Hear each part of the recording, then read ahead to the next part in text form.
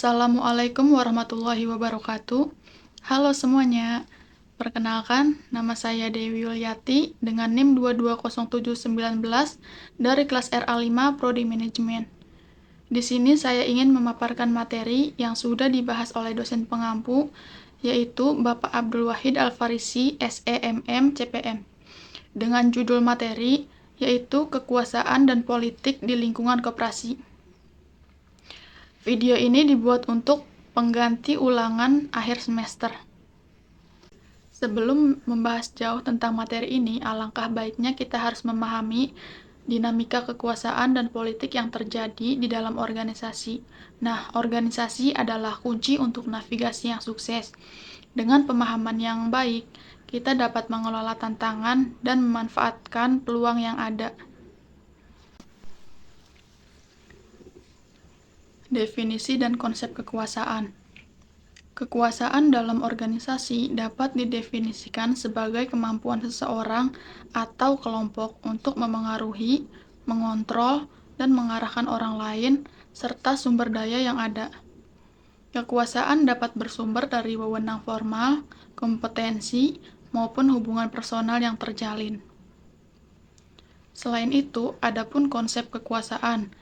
Konsep kekuasaan dibagi menjadi 3. Yang pertama itu ada pengaruh. Kemampuan untuk memengaruhi orang lain dapat menggerakkan mereka sesuai kehendak kita. Yang kedua ada kontrol. Kemampuan untuk mengendalikan dan mengarahkan orang lain atau sumber daya. Lalu yang ketiga ada wewenang. Hak dan legitimasi yang dimiliki seseorang untuk kelompok untuk membuat keputusan dan mengarahkan orang lain. Perilaku politik dalam organisasi. Yang pertama ada negosiasi. Kemampuan bernegosiasi dan membangun kompromi menjadi kunci keberhasilan dalam lingkungan politik organisasi. Lalu yang kedua ada aliansi. Aliansi ini untuk membangun dengan kelompok-kelompok strategis di dalam organisasi dapat meningkatkan pengaruh dan leverage politik seseorang. Lalu yang ketiga ada manipulasi.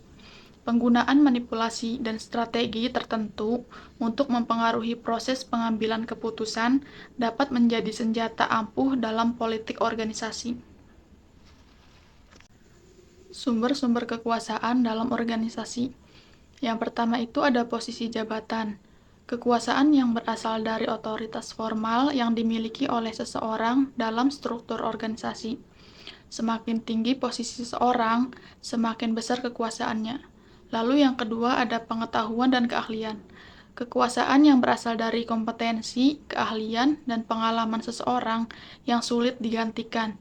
Orang-orang yang keahliannya unik memiliki kekuasaan yang besar. Lalu yang ketiga ada akses informasi.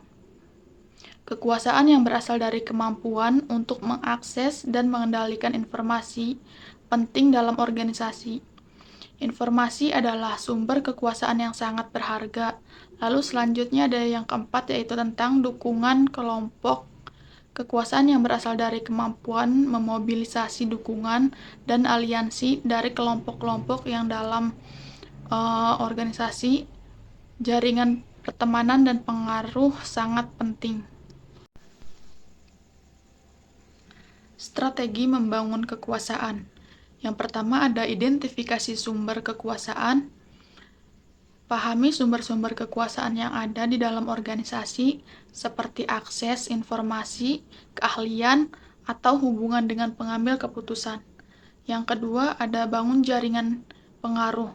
Kembangkan hubungan yang baik dengan kolega, mitra, dan pemangku kepentingan adalah kunci untuk membangun dukungan dan pengaruh.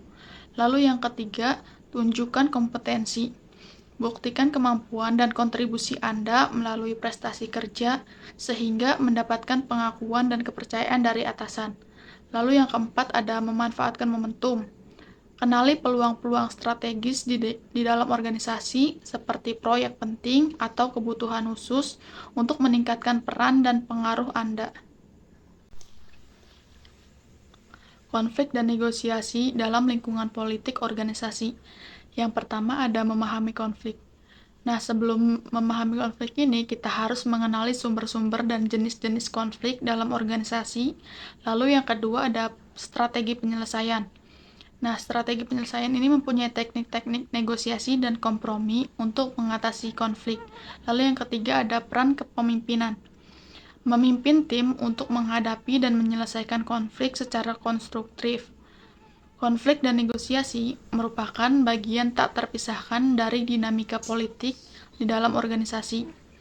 Memahami sumber-sumber konflik, baik yang bersifat struktural maupun personal, menjadi kunci untuk mengelolanya dengan baik. Kemampuan bernegosiasi dan mencari solusi untuk kompromi yang saling menguntungkan sangat diperlukan. Di sini, peran kepemimpinan organisasi menjadi krusial dalam memimpin tim untuk menyelesaikan konflik secara konstruktif. Kepemimpinan dan kekuasaan. Kekuasaan dibagi menjadi dua. Yang pertama ada kekuasaan formal, yang dimana pemimpin memiliki kekuasaan formal yang diberikan oleh organisasi seperti kewenangan pengambilan keputusan dan kemampuan mengendalikan sumber daya. Lalu yang kedua ada kekuasaan informal, yang dimana kekuasaan ini mempunyai karisma, kemampuan berkomunikasi, dan kepribadian pemimpin dapat memberi pengaruh informal yang kuat terhadap pengikut. Menggunakan kebijakan dan juga kekuasaan pemimpin yang efektif mampu menyeimbangkan kekuasaan formal dan informal untuk memotivasi, memberdayakan, dan memimpin tim dengan baik. Dampak kekuasaan dan politik terhadap kinerja organisasi. Yang pertama ada dampak positif. Penggunaan kekuasaan dan politik yang efektif dapat meningkatkan koordinasi, pengambilan keputusan, dan alokasi sumber daya di dalam organisasi. Ini dapat mengarah pada peningkatan efisiensi dan kinerja organisasi secara keseluruhan. Yang kedua, ada dampak negatif.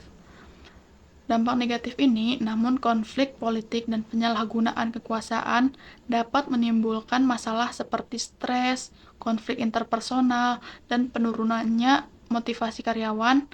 Hal ini dapat berdampak pada produktivitas, inovasi, dan reputasi organisasi. Etika dan tanggung jawab dalam penggunaan kekuasaan. Yang pertama ada integritas dan akuntabilitas. Pemimpin harus menjunjung tinggi integritas dan bertanggung jawab dalam menggunakan kekuasaannya, menciptakan budaya organisasi yang transparan dan beretika akan membangun kepercayaan dan loyalitas karyawan. Yang kedua ada pemberdayaan dan kolaborasi. Kekuasaan yang efektif adalah yang mampu memberdayakan dan melibatkan orang lain, memupuk kolaborasi dan mengembangkan bakat karyawan akan menciptakan lingkungan kerja yang sehat dan produktif. Yang ketiga ada pengambilan keputusan yang bijak. Pemimpin harus mampu mengambil keputusan yang adil dan mempertimbangkan dampaknya bagi seluruh pemangku kepentingan. Proses pengambilan keputusan yang transparan akan mengurangi potensi penyalahgunaan kekuasaan. Mungkin itu saja yang bisa saya sampaikan. Mohon maaf jika ada salah kata dalam pengucapan pemaparan materi ini. Kurang dan lebihnya saya mohon maaf. Wassalamualaikum warahmatullahi wabarakatuh.